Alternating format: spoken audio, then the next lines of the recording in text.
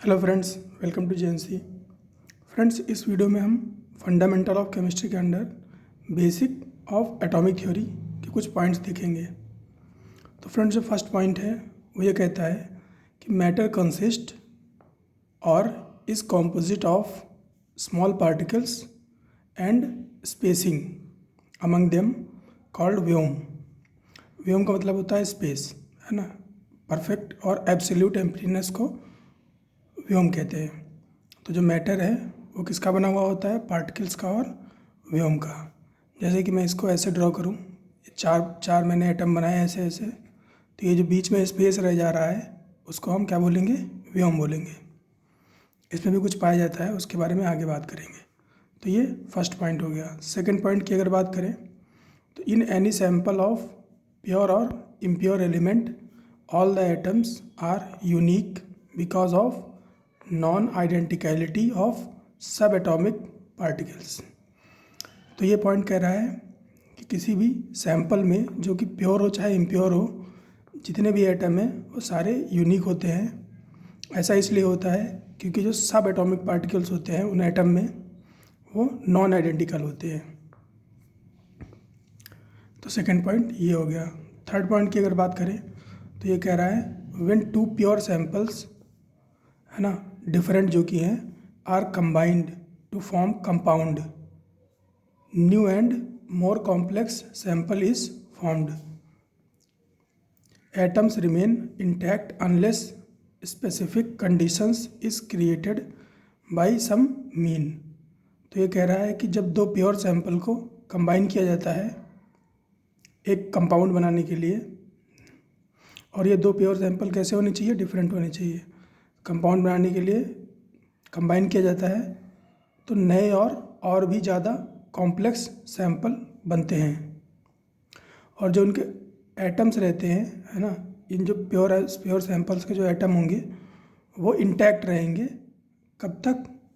जब तक कोई स्पेसिफिक कंडीशन ना क्रिएट की जाए, है ना, जैसे कि टेम्परेचर, प्रेशर या फिर ग्रेविटेशनल वैल्यू चेंज कर दी जाए, वैसा कुछ, तब तक के वो इंटैक्ट रहते हैं।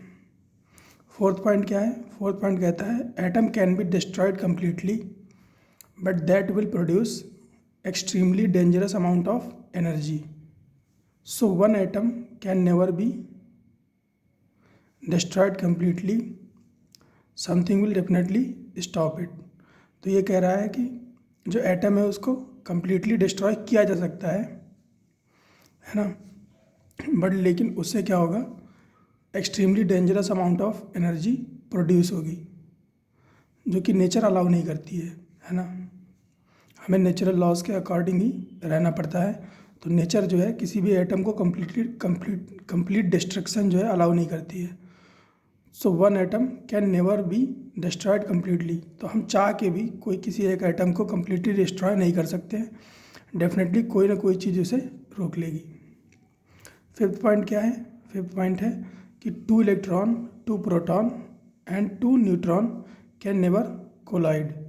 तो ना ही हम दो इलेक्ट्रॉन को पर कोलाइड कर सकते हैं, ना ही दो प्रोटॉन का कर सकते हैं, और ना ही दो न्यूट्रॉन का कर सकते हैं। वो कभी भी कोलाइड नहीं कर सकते हैं। डेफिनेटली कोई ना कोई चीज़ बीच में आके उसे रोक लेगी, जिससे कि एनर्जी प्रोड्यूस होगी, लेकिन वो न्यूट्रॉन के कोलिजन की वजह से एनर्जी प्रोड्यूस नहीं होगी, वो किसी और वजह से एनर्जी प्रोड्यूस होगी। तो ये 5 फंडामेंटल पॉइंट्स हैं, है ना, बेसिक एटॉमिक थ्योरी के।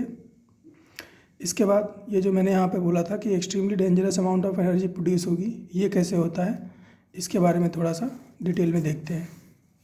तो एक छोटा सा डेरिवेशन टाइप का है, उसके बारे में डिस्कस कर लेते हैं। तो यहाँ पे क्या हो रहा है कि एटम पहले क्या होगा? ब्रेकिंग होगी एटम की, है ना। तो ब्रेकिंग होगी किसी मटेरियल की, है ना, ब्रेकिंग होगी किसी मटेरियल की, जैसे गोल्ड हो गया, सिल्वर हो गया, यूरेनियम हो गया, थोरियम हो गया, प्लूटोनियम हो गया। तो ब्रेकिंग होगी, तो मान लेते हैं कि ब्रेकिंग ऑफ मटेरियल से क्या बनेंगे? एटम बनेंगे। तो कितनी मटेरियल से एटम बनने में कितनी एनर्जी प्रोड्यूस होगी?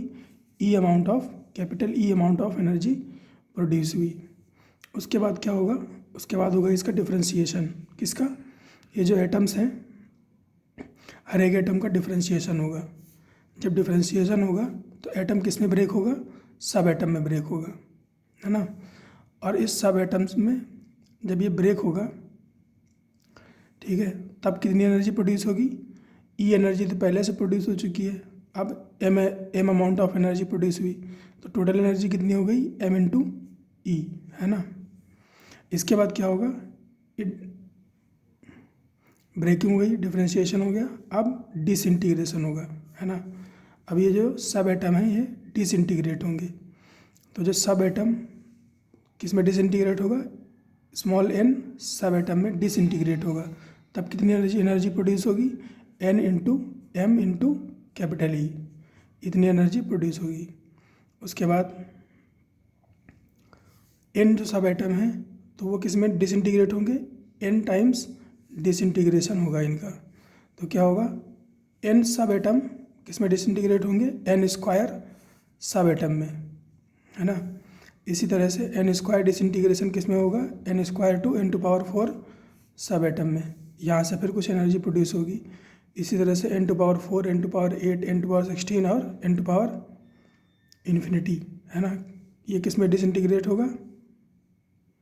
ये होगा n to power 8, n to power 16, n to power 32 और n to power infinity into 2 में डिसइंटीग्रेट होगा। तो एनर्जी कितनी प्रोड्यूस होगी? N into infinity, sorry n to power infinity into 2 और इंटू एम इंटू ई।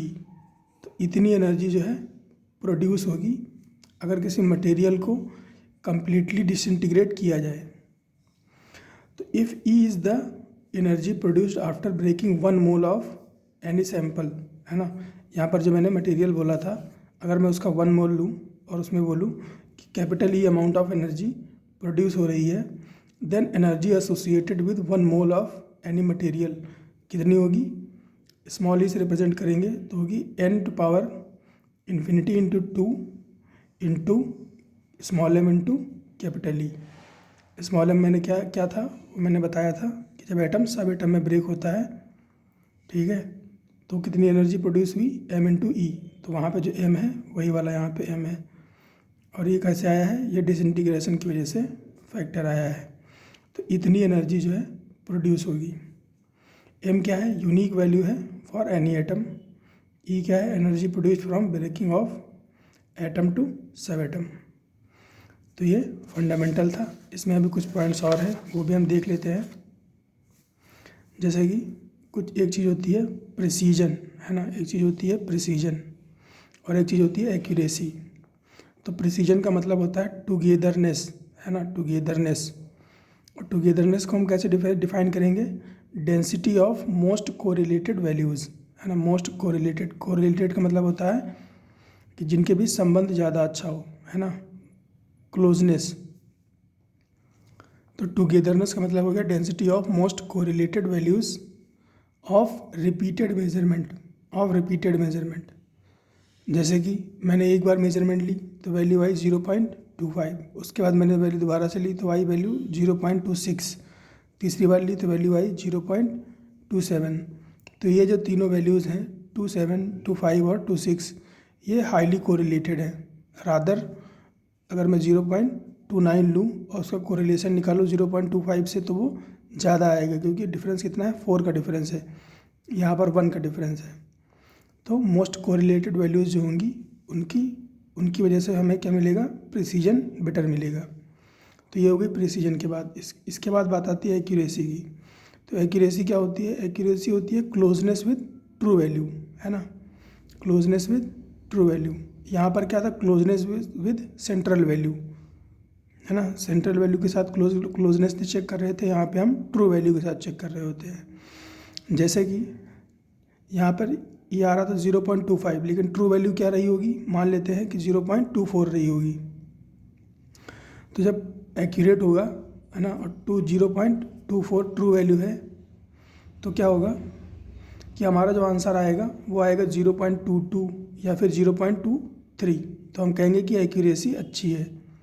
लेकिन हम अगर इन वैल्यूज़ के करस्पॉन्डिंग बात करें तो हम कहेंगे कि प्रिसीजन तो है लेकिन एक्यूरेसी नहीं है ना। तो ये इस तरह से हम प्रिसीजन और एक्यूरेसी को समझते हैं। अभी यहाँ पर एक नोट भी है।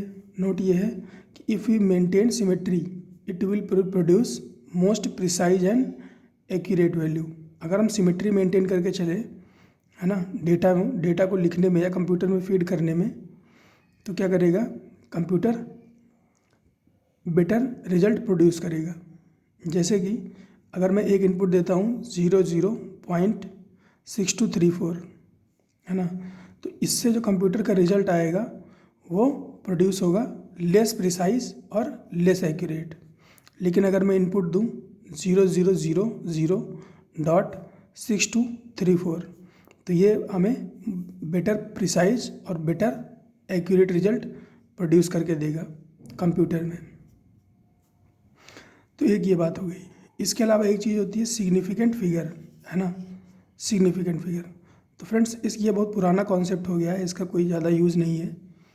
फिर भी अगर आपको देखना हो तो यहाँ पर देख लो कितने सिग्निफिकेंट फिगर हैं। यहाँ पे तो 00 है, 6234, 4 यहाँ पे सिग्निफिकेंट फिगर है, और यहाँ पर आगे 0 ही है, तो पीछे कितने हैं 6234, यहाँ पर भी 4 है। दोनों में डिफरेंस क्या है, ये नॉन सिमेट्रिक है, ये सिमेट्रिक है।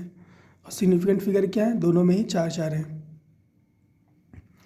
एक्यूरेसी यहाँ पर बोलते हैं कि सिग्निफिकेंट अगर फिगर अगर ज़्यादा हो तो एक्यूरेसी ज़्यादा रहेगी, लेकिन यहाँ पर तो दोनों में ही एक्यूरेसी सेम है ना, फिर भी दोनों डिफरेंट हैं, तो हम सिमेट्री से चेक कर सकते हैं। इसके बाद फ्रेंड्स बात आती है केमिस्ट्री में, है ना, बेसिक्स में। एक होता है law of proportionality of compounds, law of proportionality of compounds. तो ये क्या कहता है ना, मैंने इसका बेटर वर्जन लिखा है। तो ये कहता है if you mix 2 samples pure, है ना, अगर हम 2 सैंपल लें जो कि प्योर हैं इन अ पॉसिबली फिक्स्ड रेशियो, है ना, एग्जैक्टली फिक्स्ड रेशियो में तो हम नहीं ले सकते हैं, है ना, कहीं ना कहीं तो मिली माइक्रोग्राम में डिफरेंस आ ही जाएगा। तो इसीलिए मैंने लिखा है कि possibly fixed ratio it will produce a compound, it will produce a compound. Compound का मतलब जो कंप्यूट करके हम सैंपल लेते हैं उससे हमें कंपाउंड मिलता है। तो अगर हम फिक्स्ड रेशियो में 2 सैंपल्स को लेते हैं, प्योर सैंपल्स को, और मिलाते हैं तो हमें एक कंपाउंड मिलता है। अब इस कंपाउंड का कॉम्पोजिशन कैसा रहेगा उसकी बात करेंगे सेकंड पॉइंट में। तो वो है कि this compound will have 2 types, है ना, 2 तरह के एलिमेंट्स जो कि 80-20 रेशियो में रहेंगे, है ना, and one type of element जो कि 50-50 रेशियो में रहेगा, है ना। वन टाइप जो एलिमेंट होगा वो 50-50 रेशियो में रहेगा। अब ये बात यहाँ पे 50-50 वाली एक एलिमेंट कैसे रहेगा ये समझ में नहीं आती है। तो आप ऐसे समझो कि 50% में, है ना, ये 2 रहेंगे, 50% में ये 2 रहेंगे, है ना, किस में रहेंगे 80-20 में रहेंगे, है ना, और बाकी 50% में कौन रहेगा, ये वन टाइप वाला रहेगा, है ना। अब हो गया एकदम क्लियर। अब थर्ड पॉइंट पे आते हैं। थर्ड पॉइंट कह रहा है कि this is happening because of unequal ionization energy. ऐसा क्यों हो रहा है, अनइक्वल आयोनाइजेशन एनर्जी की वजह से हो रहा है। अब आयोनाइजेशन एनर्जी क्या होती है फ्रेंड्स, अगर मुझे किसी एटम से एक इलेक्ट्रॉन निकालना है ना, तो मुझे उसको कितनी एनर्जी देनी पड़ेगी, वही होती है आयोनाइजेशन एनर्जी।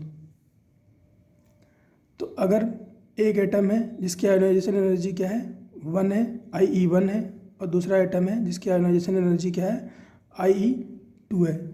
अब दोनों के बीच में बॉन्डिंग होनी है, तो ये जो बॉन्डिंग है ये किस किस चीज़ पर डिपेंड करेगी, तो bonding differs matter to matter. जो बॉन्डिंग होती है वो मैटर टू मैटर डिफ़र करती है, और किस पे डिपेंड करती है डिफरेंस पे, है ना, डिफरेंस पे, मॉड्यूलस के जो डिफरेंस है उस पर डिपेंड करती है। तो मैग्नीट्यूड एंड अदर पैरामीटर, ठीक है, उस पर डिपेंड करती है। तो bond can be of many types, कई तरह के बॉन्ड हो सकते हैं, दिखने में सेम लगेंगे लेकिन बहुत माइन्यूट डिफरेंस होगा, और कई तरह के बॉन्ड हो सकते हैं। ऐसा नहीं है केवल सिग्मा और पाई बॉन्ड होते हैं, बहुत तरह के बॉन्ड होते हैं। इसके अलावा after quantization we can proceed for naming.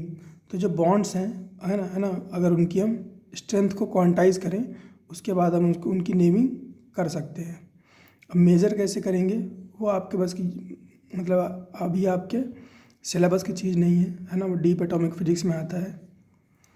अब अगर मैं बात करूँ फोर्थ पॉइंट की, फोर्थ पॉइंट में हमें क्या पता चलता है कि जब 50-50% मिक्सिंग होगी, है ना, 50-50% मिक्सिंग कब होगी, यहाँ इस केस में 50-50% मिक्सिंग हो रही है, तब क्या होगा, all atoms will participate in bonding. इस वन टाइप के एलिमेंट बनने में, है ना, जो बॉन्डिंग होगी वो उसमें सारे के सारे एटम पार्टिसिपेट कर रहे होंगे, है ना। So one type of element will come out, तो एक तरह का एलिमेंट बाहर आएगा जो कि कितना है 50% है, कितना है 50% है। और जब 80-20 मिक्सिंग हो रही है ना, 80-20 मिक्सिंग हो रही है यहाँ पे, यानी कि यहाँ पे डिफरेंस आ गया कितना आयनाइजेशन एनर्जी में, तो क्या हो रहा है कि 80-20 मिक्सिंग हो रही है, तो क्या होगा कि 20-20 तो मिक्सिंग कर लेगा, जैसे यहाँ 50-50 कर लिया है उसी तरह से यहाँ पे 20-20 मिक्सिंग कर लेगा और विल प्रोसीड बॉन्डिंग, है ना, 20-20 will proceed bonding and remaining 60 will remain intact in general, है ना, जो 60 है वो इंटैक्ट रहेगा जनरली। बाकी अगर टेम्परेचर, प्रेशर या ऐसी कोई पैरामीटर बढ़ाया जाएगा तो वो भी चेंज होगा, लेकिन इन जनरल जो है वो इंटैक्ट रहेगा। तो फ्रेंड्स ये जो हमने पढ़ा है ना, लॉ ऑफ प्रोपोर्शनैलिटी के अंदर, इसको बोलते हैं डिपेंडेंसी ऑन सोर्स, है ना, डिपेंडेंसी ऑन सोर्स। इसके अलावा डिपेंडेंसी और ऑन मीडियम हो सकती है ना, डिपेंडेंसी और मीडियम हो सकती है, वो किसी और लेक्चर में देखेंगे। तो फ्रेंड्स इस वीडियो में काफ़ी हमें यहाँ पर रुकना पड़ेगा, नेक्स्ट वीडियो में मिलते हैं, तब तक पढ़ते रहिए।